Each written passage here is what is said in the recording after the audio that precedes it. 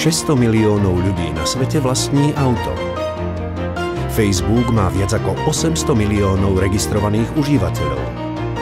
Asi 1 miliarda ľudí hovorí anglicky.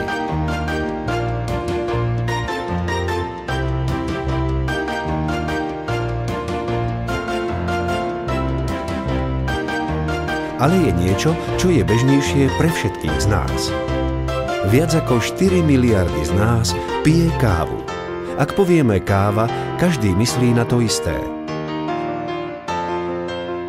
Podľa prieskumov 83% dospelej populácie pije kávu každý deň. Niektorí majú radi instantnú kávu, niektorí laté, ale jedna vec je istá. Je to súčasť nášho života, naša denná rutina. Tí, ktorí pijú kávu, si nezabudnú dať svoju dennú dávku kávy a nechcú vypustiť svoj denný príjem.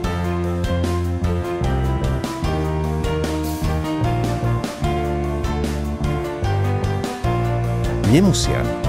Jediná otázka je: želajú si vyskúšať inú kávu a cítiť rozdiel?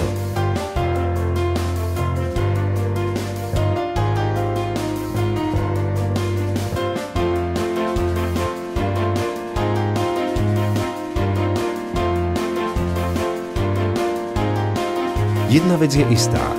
Ktokoľvek môže hovoriť o svojom zvyku piť kávu s empatiou. A môže byť kdekoľvek na svete.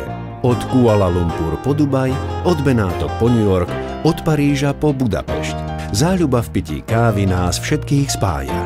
Žiadna obchodná investícia. Žiadne požiadavky na špeciálne znalosti a schopnosti.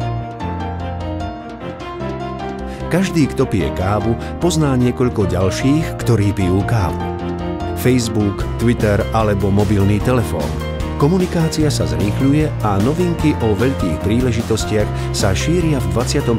storočí naozaj rýchlo. A prečo by sme sa mali chytiť príležitosti, obzvlášť ak by tá príležitosť bola v káve? Či priateľská diskusia alebo obchodný rozhovor, dobrá káva je dôležitá.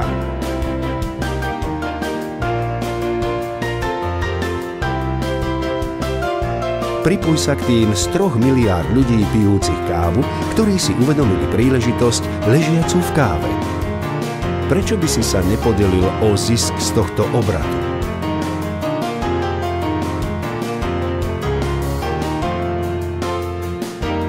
Naozaj veľké obchody sa robia pri dobrej káve.